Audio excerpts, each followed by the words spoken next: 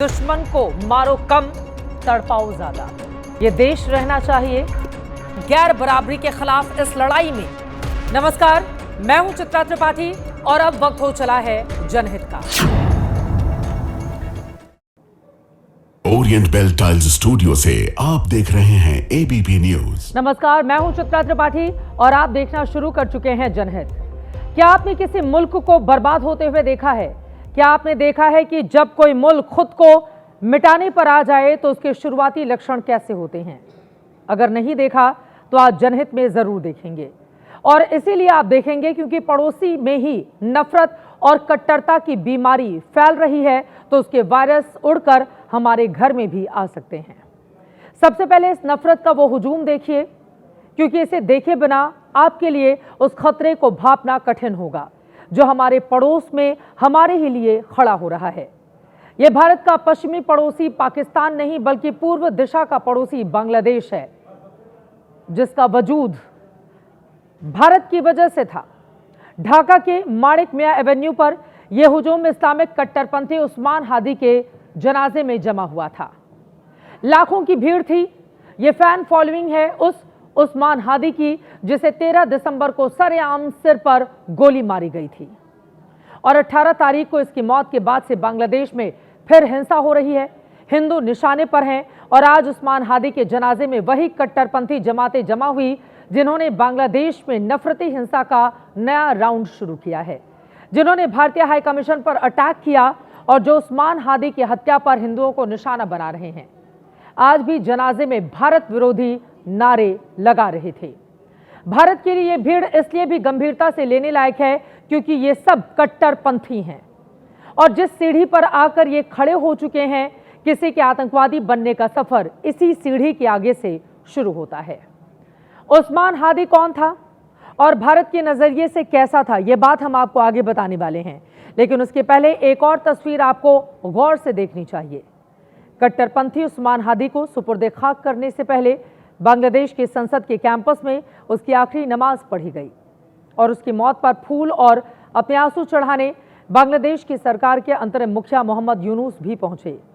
हादी की हत्या पर और उसके हत्यारों की अब तक गिरफ्तारी ना होने पर कट्टरपंथी भड़के हुए हैं।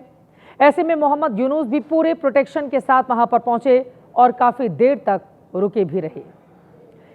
यह इस तस्वीर के साथ ऑपरेशन सिंदूर के बाद पाकिस्तान से आई तस्वीरें रखना जरूरी है। ऑपरेशन सिंदूर के बाद दुनिया ने देखा कि भारत ने पाकिस्तान में जो आतंकी मार गिराए थे, उनके जनाजे पाकिस्तानी फौज के अफसर ढो रहे थे। उन आतंकवादियों की कब्र पर पाकिस्तान के हुक्मरान और उसके फौजी अफसर आंसू टपका रहे थे। उस्मान हादी के जनाजे में मोहम्मद यूनुस का जाना भी इससे कोई बहुत अलग नहीं है। माना कि उस्मान हादी घोषित आतंकवादी नहीं था, लेकिन आतंकवाद का प्राइमरी एग्जाम उसने पास कर रखा था, जिसे सामान्य भाषा में हम कट्टरपंथी कहते हैं। एक सरकार कट्टरपंथी के शोक में खड़ी हुई है। इस तस्वीर में भारत के लिहाज से यह फिक्र की बात है। तस्वीरें आपने देख ली हैं। उस्मान हादी अगस्त 2024 में बांग्लादेश में हुए तख्ता पलट का पोस्टर बॉय था। जुलाई 2024 में ही उसे इनकलाब मंच के नाम से अपना यूथ प्लेटफॉर्म तैयार किया था। जमातों के सपोर्ट से बांग्लादेश के अंतरिम मुखिया बने मोहम्मद यूनुस ने बाद में हादी को अलग थलग कर दिया था। उसके इनकलाब को भी बैन कर दिया गया था।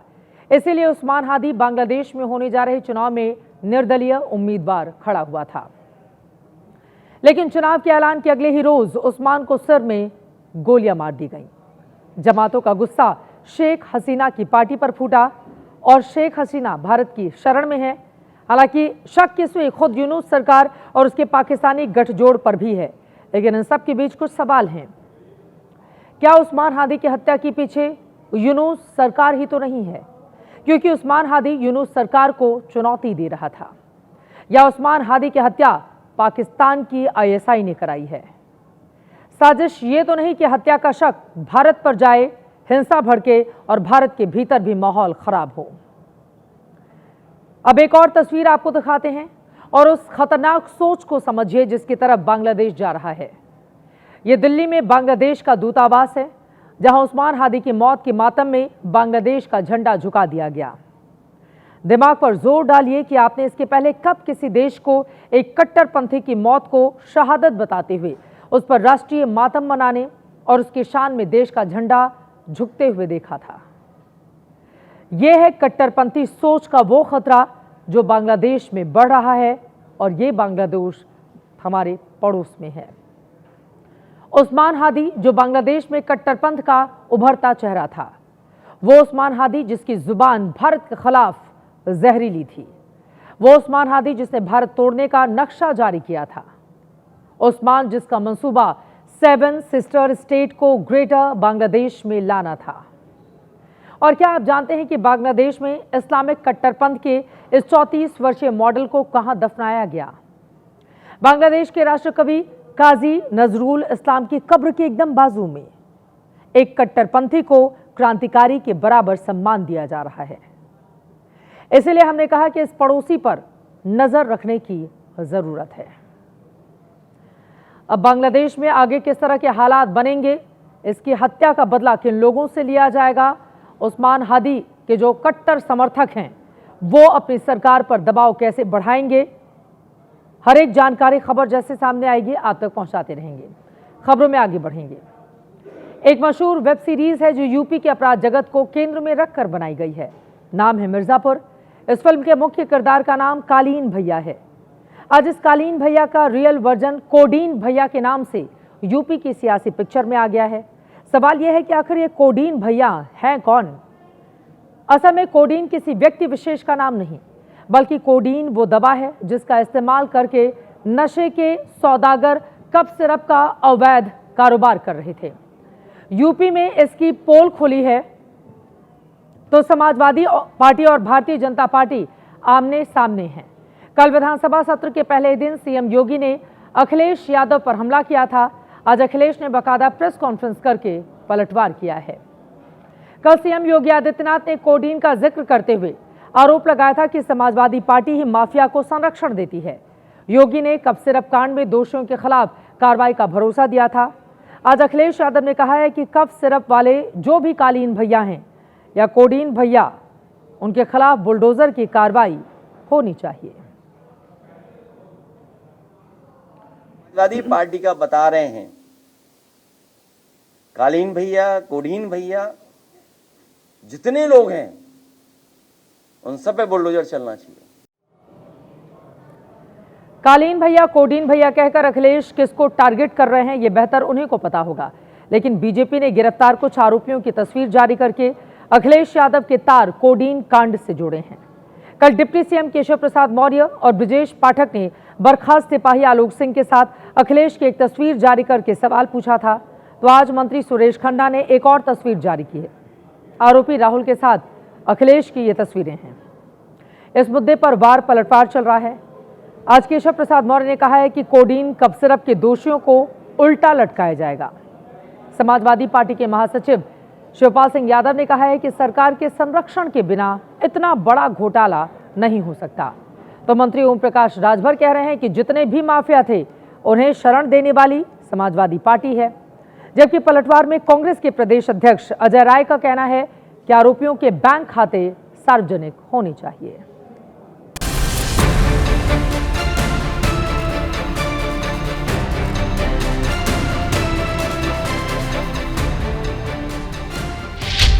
श्री अखिलेश यादव जी मतलब चोरी और सीना चोरी वाले रास्ते पे चल रहे हैं। जो कोडीन कफ सिरप का दोषी होगा उसे उल्टा लटका के सीधा किया जाएगा। उसको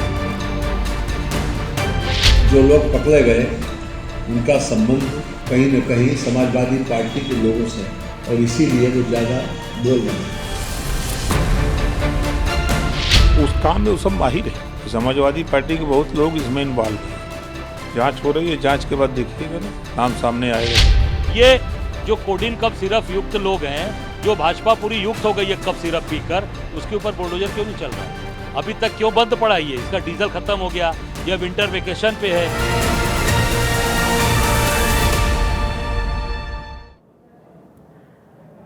कोडीन कांड पर वार पलटवार के बीच शाराना जुबानी जंग भी शुरू हो चुकी है। कल सीएम योगी आदित्यनाथ ने मीडिया से बात करते हुए अखिलेश यादव पर शाराना हमला किया था। आज अखिलेश ने भी जवाबी शायरी की है।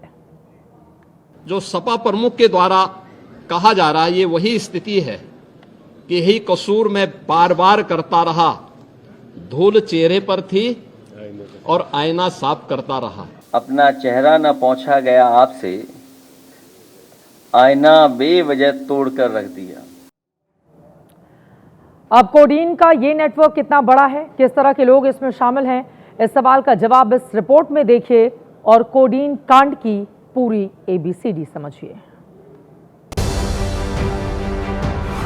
तस्वीर नंबर 1, तारीख 19 अक्टूबर। सोनभद्र में चिप्स के पैकेट के नीचे कफ सिरप बरामद। तस्वीर नंबर 2, तारीख 4 नवंबर।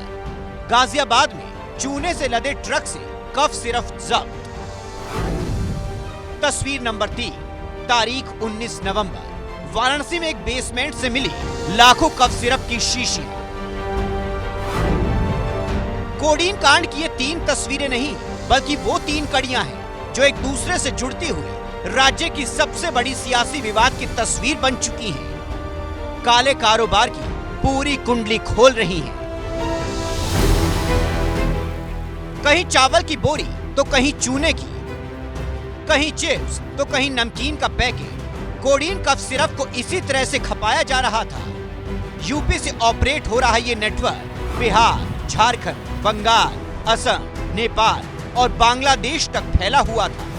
इन राज्यों में कोडीन सिरप का इस्तेमाल नशे के तौर पर किया जाता था। जब से ये कारोबार फला फूला है, करीब 100 करोड़ का अवैध धंधा किया जा चुका है। आपके मन में सवाल होगा कि आखिर कफ सिरप के इस काले साम्राज्य का खुलासा कैसे हुआ? तो याद कीजिए अक्टूबर का महीना, जब मध्य प्रदेश में जहरीले कफ सिरप पीने से 2 दर्जन से ज्यादा बच्चों की मौत हुई थी। इसी कांड के बाद उत्तर प्रदेश में भी सख्ती हुई, जांच शुरू हुई। 19 अक्टूबर को सोनभद्र की पुलिस ने पहली बार इस नेटवर्क का भांडा फोड़ा। तब उसे भी बिल्कुल अंदाजा नहीं रहा होगा कि ये इतना बड़ा मुद्दा बनने वाला है। सोनभद्र मॉड्यूल का खुलासा होते ही कफ सिरप के काले कारनामों वालों की पोल खुलने लगी, कड़ियां जुड़ती चली गई।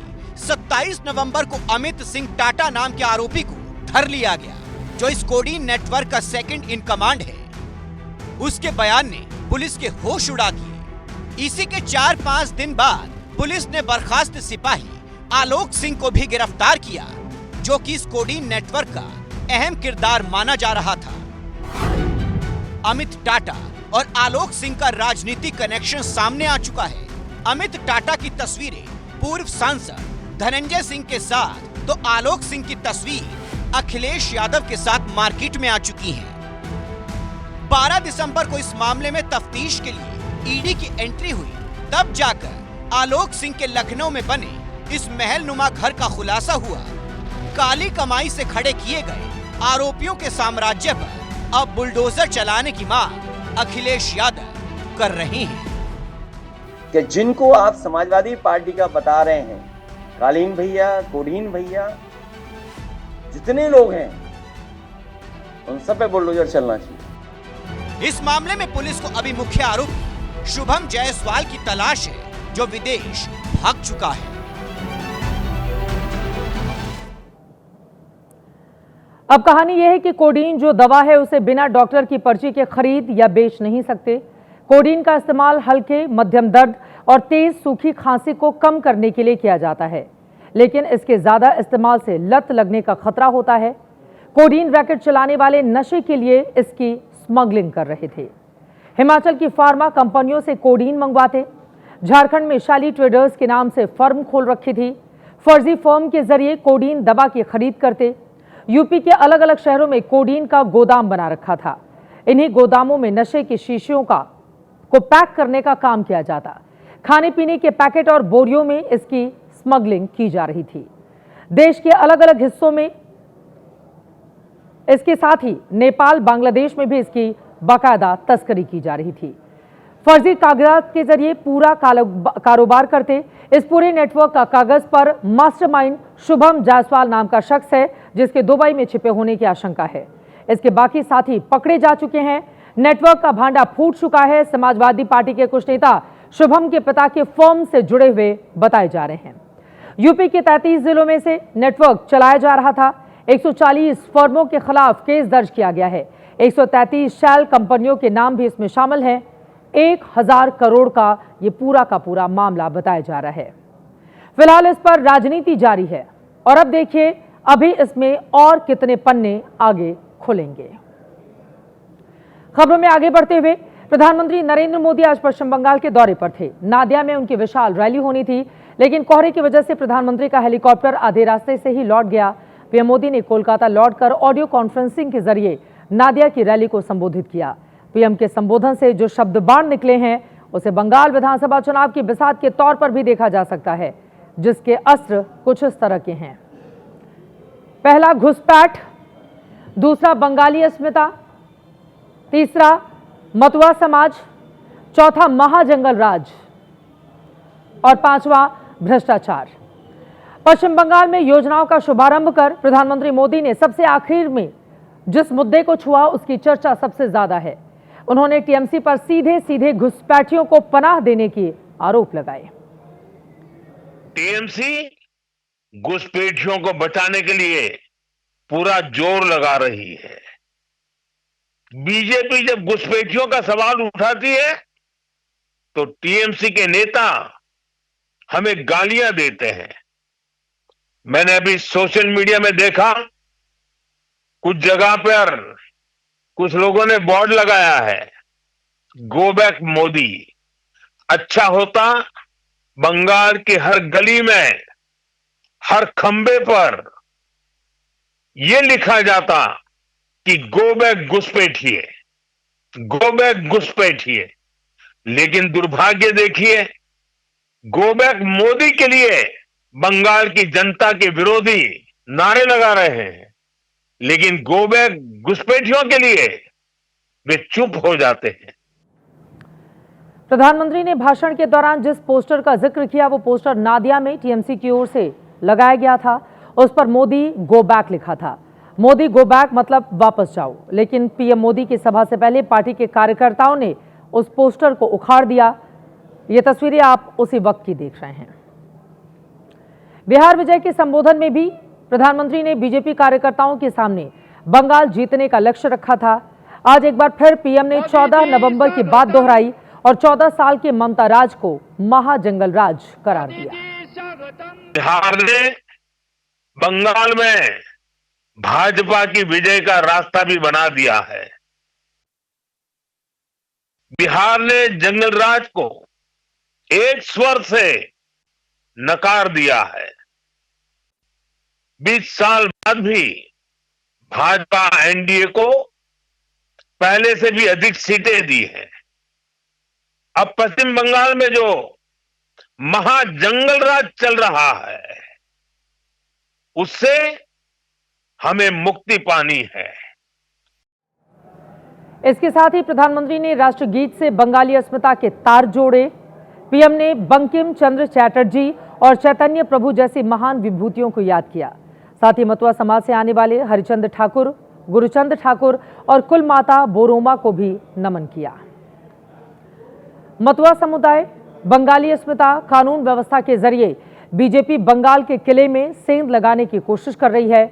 वहीं जवाब में टीएमसी पिछली बार के हिट फॉर्मूले यानी बंगाली वर्सेस बाहरी के मुद्दे को धार दे रही है। Honourable prime minister Narendra Modi ji आज बंगाल में जो ऑडियो मैसेज दिया है वो एंटी बंगाल स्पीच है, एंटी बंगाल स्पीच है और पॉलिटिकली मोटिवेटेड स्पीच है। अब तृणमूल से बैटल करने के बदले में अब बंगाल का जनता को ऊपर आपका हार जाने को जो गुस्सा है वो मिटा रहा है। पश्चिम बंगाल में इस वक्त नई बाबरी का निर्माण भी बड़ा सियासी मुद्दा है। प्रधानमंत्री ने ऑडियो कॉन्फ्रेंसिंग में इस मुद्दे पर कुछ नहीं बोला। हालांकि जमीन पर बीजेपी इस मुद्दे को लेकर ममता बनर्जी को जमकर घेर रही है। मुर्शिदाबाद में जिस जगह नई बाबरी मस्जिद का निर्माण हो रहा है वहां बाबरी नाम की टी शर्ट बिक रही है। बड़ी संख्या में मुस्लिम समुदाय के लोग उस जगह पर पहुंच रहे हैं। कल शुक्रवार के दिन सैकड़ों की संख्या में पहुंचकर लोगों ने नमाज पढ़ी। बाबरी के बहाने बंगाल की चुनावी राजनीति को गरमाने वाले टीएमसी के पूर्व विधायक हुमायूं कबीर परसों यानी 22 दिसंबर को अपनी नई पार्टी का ऐलान करने वाले हैं। हजारों की संख्या में समर्थकों को जुटाने की तैयारी है। इसके लिए मुर्शिदाबाद में तैयारी जोर शोर से चल रही है। बड़ा सा पंडाल बनाया जा रहा है।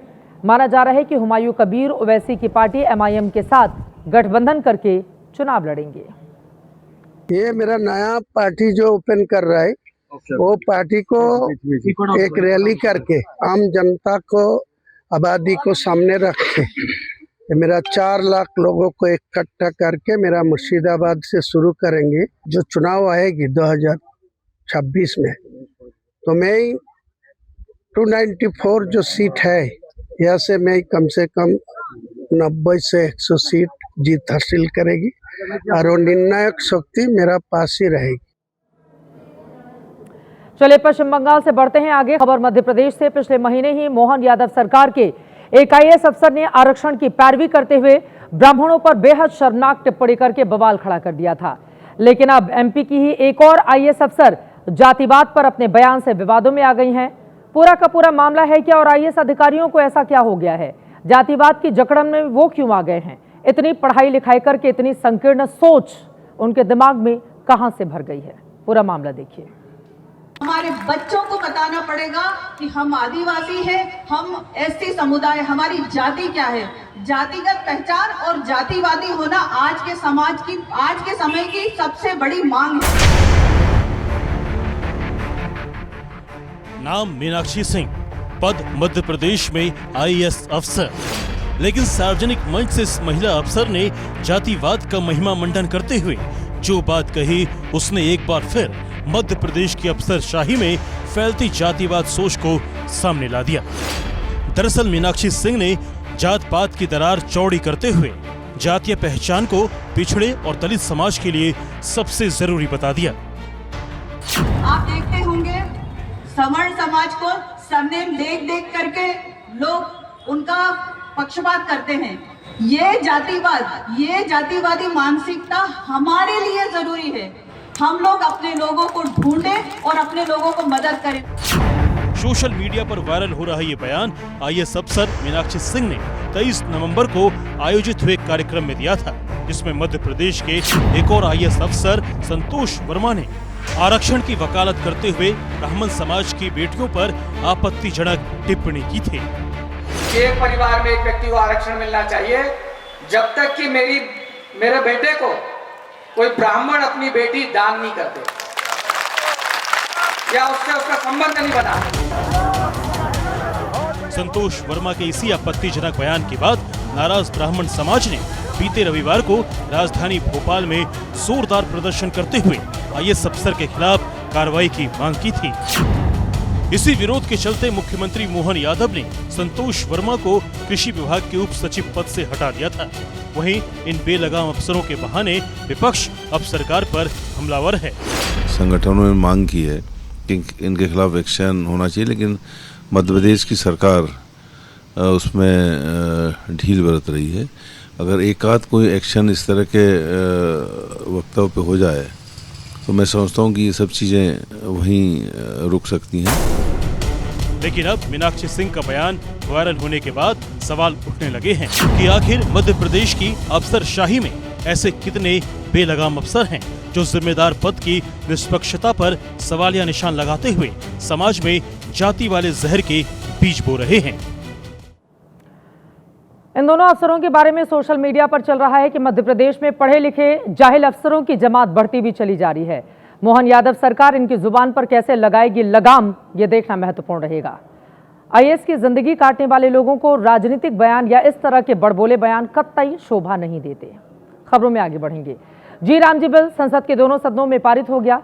राष्ट्रपति के हस्ताक्षर के बाद विधेयक कानून की शक्ल ले लेगा, लेकिन कांग्रेस अब इस मुद्दे को सड़क पर ले जाने की तैयारी कर रही है।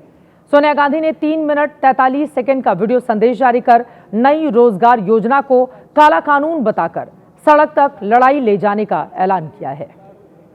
मोदी सरकार ने इस कानून को कमजोर करके देश के करोड़ों किसानों, श्रमिकों और भूमिहीन ग्रामीण वर्ग के गरीबों के हितों पर हमला किया है। इस हमले का मुकाबला करने के लिए हम सब तैयार हैं। 20 साल पहले अपने गरीब भाई बहनों को रोजगार का अधिकार दिलवाने के लिए मैं भी लड़ी थी, आज भी इस काले कानून के खिलाफ लड़ने के लिए प्रतिबद्ध हूँ।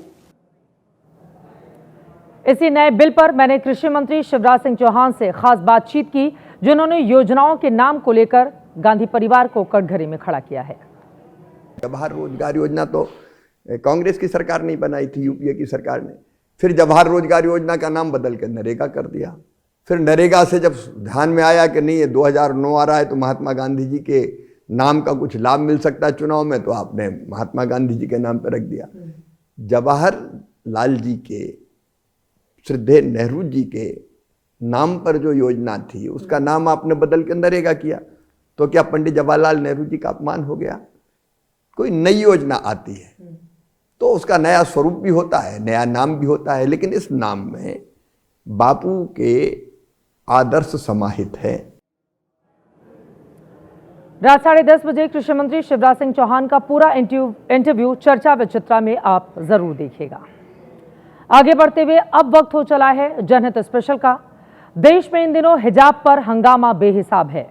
हंगामे का आगाज हफ्ते की शुरुआत के साथ हुआ, जब पटना में यूनानी डॉक्टर नुसरत परवीन का हिजाब मुख्यमंत्री नीतीश कुमार ने चेहरे से नीचे कर दिया। इस हंगामे का अंजाम क्या होगा अभी मालूम नहीं। फिलहाल आज की ताज़ा खबर यह है कि नुसरत परवीन ने आज बिहार सरकार की नौकरी ज्वाइन नहीं की है। वो ज्वाइन करेंगी या नहीं ये भी पता नहीं। इस बीच उन्हें झारखंड सरकार से 3 लाख रुपए महीने की नौकरी का ऑफर भी मिल गया है।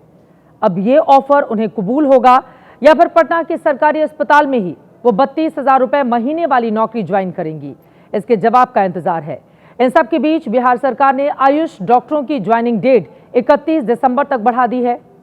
क्या इस बीच विवाद का अंत हो पाएगा या फिर हिजाब का हिसाब अभी बाकी है? इस जनहित स्पेशल रिपोर्ट में पूरी खबर और उसके आगे की तस्वीर।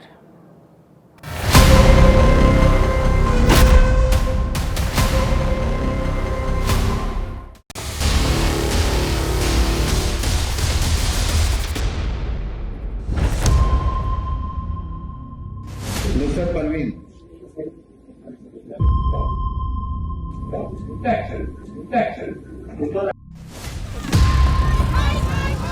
नीतीश कुमार है धार्मिक पहचान पर हमला बंद करो। हिजाब बिल्कुल ज़रूरी है क्योंकि वो हमारी आइडेंटिटी है, वो हमारी पहचान है। हर एक लड़की वो चाहे से पल्लू लेके काम करे या हिजाब पहन के काम करे या स्कर्ट पहन के काम करे, वो उसका चॉइस। हमारी एक पहचान है, हमारी पहचान हमसे हटाई ना जाए। हिजाब को लेकर सवाल है, बिहार से जम्मू कश्मीर तक बवाल है।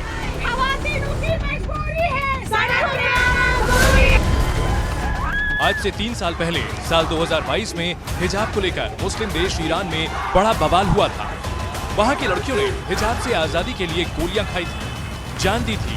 तब मुद्दा हिजाब से मुक्ति का था।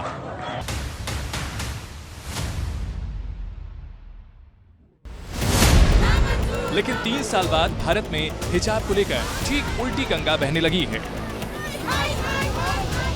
हिजाब पर मचे इस राष्ट्रव्यापी हंगामे के केंद्र में हैं 2 किरदार, एक नीतीश कुमार और दूसरी यूनानी डॉक्टर नुसरत परवीन, जो बिहार के नवनियुक्त 685 आयुष डॉक्टरों में से वो खुशकिस्मत हैं जिन्हें 15 दिसंबर को खुद मुख्यमंत्री के हाथ से ज्वाइनिंग लेटर मिला।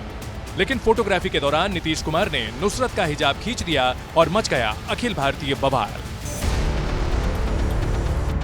नुसरत की पोस्टिंग पटना जिले के सबलपुर प्राथमिक स्वास्थ्य केंद्र पर हुई है। उनके ज्वाइनिंग की अंतिम तारीख 20 दिसंबर थी। नियम के मुताबिक नुसरत को सबसे पहले पटना सिविल सर्जन ऑफिस में पहुंचना था, लेकिन वो पहुंची नहीं। ज्वाइनिंग का हम लोगों को जो मालूम है, लास्ट डेट आज है 20 तारीख को। अब उनके ज्वाइन करने पर तो हम कोई कमेंट नहीं करेंगे, लेकिन 2 बजे तक उन्होंने ज्वाइन नहीं किया है। हम चाहते हैं कि वो आएँ, ज्वाइन करें, नौकरी करें। क्यों नहीं करेंगे नौकरी? पढ़ाई की है उन्होंने मेडिकल साइंस, तो ज्वाइन तो करना ही चाहिए। नुसरत का इंतजार सबलपुर पीएचसी में भी है, क्योंकि यहाँ ज्वाइन करने वाले नए डॉक्टरों की लिस्ट में उनका भी नाम है। एक लिस्ट आया है जिसमें उनका नाम है। पहले वो डीएचएस में ज्वाइन करेंगे, जिला स्वास्थ्य समिति सिविल सर्जन ऑफिस में ज्वाइन करेंगे, उसके बाद मेरे यहाँ आने की संभावना है, लेकिन आज वो आएंगी कि नहीं ये कोई जानकारी नहीं। नुसरत पटना के गवर्नमेंट तिब्बी कॉलेज और हॉस्पिटल से पीजी की पढ़ाई कर रही हैं। वहां के प्रिंसिपल ने शुक्रवार को दावा किया था कि वो 20 दिसंबर को नौकरी ज्वाइन करेंगे। उनकी ही बैचमेट हैं बिल्किस परवीन, तो उससे मेरी बातें हुई, वो आई भी थी अभी यहाँ पे। तो बोले कि सर वो कल नौकरी ज्वाइन करने जा रही है पटना सदर। बोला कि नहीं, हम लोग जो है कि बहुत खुश हैं, वो कहीं से कोई हम लोग सदमे में नहीं हैं और ज्वाइनिंग होगी। इससे पहले खबर थी कि हिजाब कांड से नुसरत सदमे में है। वो पटना छोड़कर कोलकाता अपने परिवार के पास चली गई है। लेकिन पटना के जिस कॉलेज से वो यूनानी से पीजी की पढ़ाई कर रही है, वहां के प्रिंसिपल ने नाराजगी की खबरों को खारिज किया था। क्या नुसरत परवीन वाकई मुख्यमंत्री नीतीश कुमार से नाराज हैं? क्या सचमुच सीएम के हिजाब छूने से नुसरत इस कदर दुखी हैं कि सरकारी नौकरी ठुकराने का फैसला ले लिया है? इन सवालों के जवाब खुद नुसरत को ही देने हैं, लेकिन अब तक वो सामने नहीं आई हैं। हिजाब विवाद में एंगल महिला और मुसलमान दोनों हैं। ऐसे में हर कोई माइलेज लेने की कोशिश में है। झारखंड सरकार में कांग्रेस कोटे से स्वास्थ्य मंत्री डॉक्टर इरफान अंसारी ने तो नुसरत को मनचाही पोस्टिंग और मनमानी सैलरी का ऑफर तक दे दिया है। वैसी बच्ची अगर झारखंड आती है तो मैं वेलकम करता हूँ। मैं उसको सरकारी नौकरी दूंगा, मनचाहा पोस्टिंग दूंगा, 3 लाख रुपया सैलरी दूंगा मैं, और सरकारी फ्लैट दूंगा, अच्छा वातावरण दूंगा, अच्छा माहौल दूंगा। यहाँ जात पात नहीं करने देंगे। कहीं ऐसा तो नहीं है कि नुसरत को झारखंड के मंत्री का ये ऑफर पसंद आ गया है, इसलिए उन्होंने पटना में ज्वाइनिंग नहीं की है। हिजाब के नाम पर सियासी आग की चिंगारी पटना से दिल्ली तक सुलग रही है। तस्वीर दिल्ली के तुर्कमान गेट की है, जहां आम आदमी पार्टी के विधायक आले मोहम्मद इकबाल की अगुवाई में बिहार के मुख्यमंत्री के खिलाफ विरोध प्रदर्शन हुआ, नारेबाजी हुई, फिर पुतला दहन भी हुआ। पटना, लखनऊ, दिल्ली और श्रीनगर में विरोध प्रदर्शनों का सिलसिला लगातार जारी है। नुसरत के पक्ष में खड़े लोग और संगठन नीतीश कुमार के रवैये को महिला और मुस्लिम विरोधी ही नहीं, बल्कि पहनावे के अधिकार पर भी चोट करार दे रहे हैं। डॉक्टर नुसरत की हिमायत और नीतीश कुमार की मुखालफत में सियासी शोर चरम पर है। हर कोई बिहार के मुख्यमंत्री से माफी मांगने की अपील कर रहा है। बीएसपी सुप्रीमो मायावती ने भी उन्हें प्रायश्चित कर विवाद का अंत करने की सलाह दी है। जगह जगह पुलिस थानों में नीतीश कुमार के खिलाफ शिकायतें दी जा रही हैं। उनके खिलाफ एफआईआर दर्ज करने की मांग हो रही है। लखनऊ के थाने में समाजवादी पार्टी के नेता और मशहूर शायर मुनव्वर राणा की बेटी सुमैया राणा शिकायत दे चुकी हैं। श्रीनगर में पीडीपी प्रमुख महबूबा मुफ्ती की बेटी इल्तिजा मुफ्ती भी थाने में लिखित शिकायत सौंप चुकी हैं। कश्मीर में तो मजहबी से लेकर सियासी रहनुमा तक हिजाब की हिमायत में बेहद मुखर हैं। ऐसे लड़की को बेनकाब करना इज नॉट डन। ये अब दूसरा इनका आर्ग्यूमेंट बन गया और मैं इनको बता रही हूँ, अगर आपने हमारी मुसलमान माए बहनों का नकाब अगली बार छुआ तो हम आपको खुद सेट कर देंगे। जो हम मुसलमान औरतें हैं, सिर्फ औरत पे भी इस तरह हाथ उठाना या उनके कपड़ों को छेड़ना, ये कहाँ पे सही है?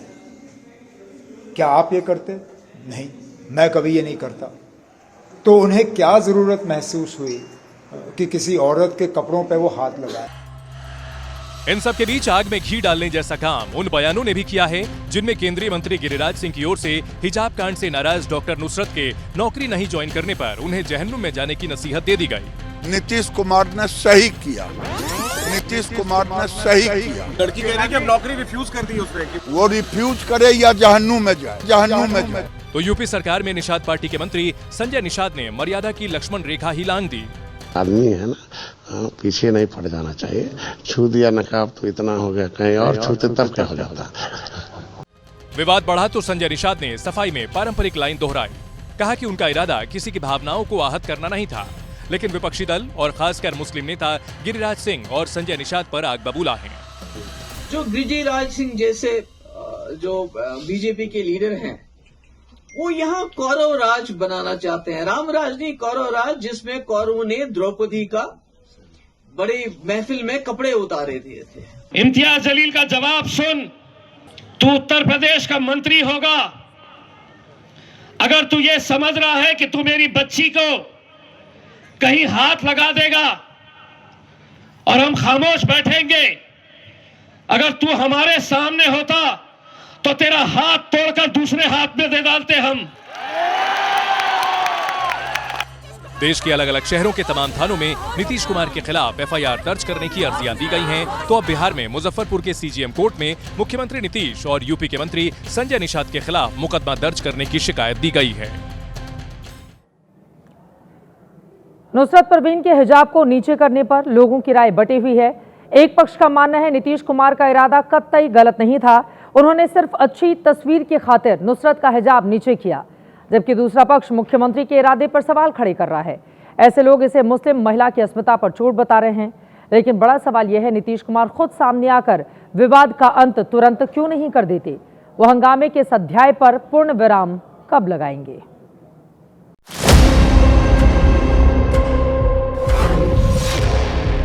क्या नीतीश कुमार को मुकदमेबाजी का सामना करना पड़ेगा? यह अदालत को तय करना है, या बिहार के मुख्यमंत्री हिजाब कांड पर अफसोस जताकर हंगामे की आग बुझा देंगे? इस पर फैसला नीतीश कुमार को ही लेना है। इन सबके बीच जेडीयू अपने नेता के बचाव में जुटी है। आवाज को सुनने के लिए अगर उन्होंने कुछ किया तो ये इसको इतना मनफी बना करके पेश करना मेरे ख्याल से सही नहीं। नीतीश कुमार वो हैं जिन्होंने जब हिजाब का मामला गरमाया कर्नाटका से और पूरे हिंदुस्तान में मामला छिड़ा, तो नीतीश कुमार ही आगे आकर के बोलने वाले थे कि हिजाब एक शनाख्त है और जो लड़कियां हिजाब में स्कूल जाना चाहे उस पर कोई पाबंदी नहीं लगा सकता। इस विवाद पर बहस के दो पहलू हैं। पहला, क्या हिजाब की पैरोकारी जायज है, और दूसरा, क्या नीतीश कुमार ने जो किया वो नाजायज है। पहले आप हिजाब पसंद महिलाओं की राय शुमारी सुनिए, जो एबीपी न्यूज ने देश के 4 शहरों में की है। कोई गले में डोरी डालते, कोई तिलक लगाते, तो हम किसी के बारे में बात करते क्या? तो उसी हिसाब से आप हिजाब के बारे में सियासत नहीं करना चाहिए। हम हिजाब में रह के हम जॉब कर रहे हैं, ग्रेजुएशन है, स्टाफ नर्स है, हमको कोई ऐसा नहीं है कि किसी का दबाव में आके हम हिजाब पहने ना। माशरे से है, ये हमारी खुद की मर्जी है। वो कंफर्टेबल उस चीज को कर रही है, उस वर्क को कर रही है, तो उसका चॉइस। बिना परमिशन किसी गर्ल को टच नहीं कर सकते। अनिवार्यता ना हो, बट ये भी ना हो कि अगर जिसने पहना है तो उसका खींच कर उतार दें आप, या उसे जलील करें, या उसे बेइज्जत करें उसको लेकर, या उसे ये दिखाएं कि तुम्हारा समाज बहुत बैकवर्ड है, क्यों पहन रखा है इसे। हिंदू मजहब की महिलाएं जो है वो पर्दा करती हैं, मुसलमान महिलाएं जो है वो हिजाब पहनती है, इसमें कोई दबाव नहीं है। हर बार हम मुख्यमंत्री हम ही लोग को टारगेट क्यों मुसलमान लोग को बनाते हैं? ये गलत है, नहीं बनाना चाहिए। कोई यही नहीं है, माफ़ी मांगना ही पड़ेगा, ऐसा तो कोई यही नहीं कि माफ़ी नहीं मांगेगा चल जाएगा। बिना माफ़ी का कोई उपाय नहीं। ये मुस्लिम महिलाएं हिजाब की वकालत और नीतीश कुमार के विरोध में खड़ी हैं, लेकिन बिहार में बीजेपी के मुस्लिम चेहरे दानिश इकबाल सार्वजनिक जगहों पर हिजाब पर पाबंदी लगाने की मांग पर कायम हैं। काले कपड़े को पूरी तरह से चेहरा को ढक देता है, किसी व्यक्ति के आइडेंटिटी को समाप्त कर देता है, उसके कारण उसका कॉन्फिडेंस लेवल लो हो जाता है, उसके कारण वो अपनी इच्छा शक्ति प्रकट नहीं कर सकती वो महिला। सार्वजनिक स्थान पर किसी भी नौकरी हो, सार्वजनिक स्थान हो, मतदान करने की प्रक्रिया हो, इन सभी जगहों पर मुस्लिम महिलाओं के चेहरे खुले होने चाहिए। इस मांग पर आरजेडी भड़क गई है तो जेडीयू भी अपने सहयोगी पार्टी के नेता की मांग के खिलाफ है। अब भारतीय जनता पार्टी की चले तो क्या क्या करें? भारतीय जनता पार्टी तो संविधान की कसम खाती है और संविधान की धज्जियां उड़ाती है। से माफी की मांग विपक्ष कर रहा है। किस बात के लिए? पैगंबर की ख्वाहिश हमने पूरा किया है। इस्लाम धर्म में पैगंबर की ख्वाहिश थी शराबबंदी, नशा, हमने पूरा किया। जेडीयू का रुख साफ है, नीतीश न माफी मांगेंगे और न बिहार में हिजाब पर पाबंदी लगेगी। हिजाब मुस्लिम महिलाओं का पहनावा है, लेकिन सच ये है कि दुनिया के कई मुल्कों में आंशिक या पूरी तरह से चेहरा ढकने पर प्रतिबंध है। इनमें Tajikistan, Kazakhstan, Kyrgyzstan, Uzbekistan, Tunisia, Algeria, Azerbaijan, Kosovo और मिस्र जैसे मुस्लिम बहुल देश भी शामिल हैं। भारत में भी रह रहकर हिजाब बंदी की मांग उठती रही है। नीतीश कुमार के हिजाब कांड के बीच मशहूर गीतकार जावेद अख्तर का एक वीडियो भी वायरल है, जिसमें वो हिजाब का पुरजोर विरोध कर रहे हैं। गिवन अ चॉइस, उसे ब्रेन वॉश किया गया है। अगर वो ये कहती है कि मैं अपनी मर्जी से कर रही हूँ, तो she is brain wash because she knows that some peers in her life will appreciate this stand. अगर आप उसे छोड़ देंगे तो कोई भी आदमी अपना फेस क्यों कवर करेगा भाई? उसे अपने फेस से नफरत है क्या? Is she ashamed of her face? What? Why? ये वीडियो इसी नवंबर महीने का है, जिसे नीतीश कुमार और नुसरत परवीन से जोड़ा गया। तो जावेद अख्तर ने सोशल मीडिया पर सफाई भी दी। उन्होंने लिखा, जो भी मुझे थोड़ा बहुत जानता है उसे पता है कि मैं पर्दा प्रथा के कितने खिलाफ हूँ, लेकिन इसका ये मतलब बिल्कुल नहीं है कि मैं एक मुस्लिम महिला डॉक्टर के साथ नीतीश कुमार ने जो किया उसे कबूल कर लूं। मैं इसकी घोर निंदा करता हूं। नीतीश कुमार को उस महिला से बिना शर्त माफी मांगनी चाहिए। यकीनन यहाँ हिजाब के समर्थन या विरोध का मुद्दा नहीं है। मुद्दा है तो एक मुख्यमंत्री का महिला डॉक्टर का हिजाब खींचना, क्योंकि हिजाब पहनना या न पहनना ये निजी पसंद का विषय है। न इसे थोपना ठीक है और न ही इसे अपने मर्जी से किसी के चेहरे से हटाना। लेकिन फिर भी नीतीश कुमार ने न जाने ऐसा क्यों किया। क्या सचमुच उन्होंने ऐसा एक पिता के नाते किया, या फिर विपक्षी दलों के नेता उनकी तबीयत को लेकर जो आरोप लगाते हैं उन आरोपों में दम है? सवालों से पर्दा तभी उठेगा जब नीतीश कुमार खुद बोलेंगे, या फिर वो उस लकीर पर चल रहे हैं कि हजारों जवाबों से अच्छी है खामोशी मेरी। न जाने कितने सवालों की आबरू रखी। नीतीश जी अपनी बात नीतीश जी ही कहेंगे। मैं मानता हूं कि नीतीश जी जैसे नेता जो आदर के योग्य हैं, कोई दाग नीतीश कुमार जी के इतने साल के मुख्यमंत्री रहने के बाद उनके व्यक्तित्व के बारे में, उनके काम के बारे में नहीं है। जो चीज़ उन्होंने उनके मन में आई सहजता से की, उसको और किसी दृष्टि से नहीं लेना चाहिए। विवाद के अंत के लिए उन्हें खामोशी तोड़नी चाहिए, क्योंकि इसमें सिर्फ पड़ोसी मुल्क की हुकूमत ही नहीं, उसके गैंगस्टर भी टांग अड़ा रहे हैं। देखा होगा कि ये बिहार वाले ने क्या हरकत की है। नीतीश कुमार को अपना पक्ष जरूर रखना चाहिए। माफीनामा कैमरों के सामने ना सही, अफसोसनामा सोशल मीडिया के जरिए ही जारी कर देना चाहिए, वरना फिजूल का यह हंगामा अंतहीन हो सकता है।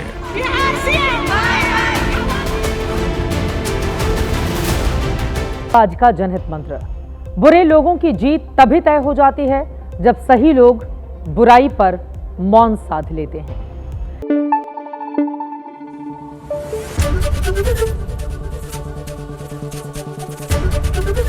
एबीपी न्यूज आपको रखे आगे।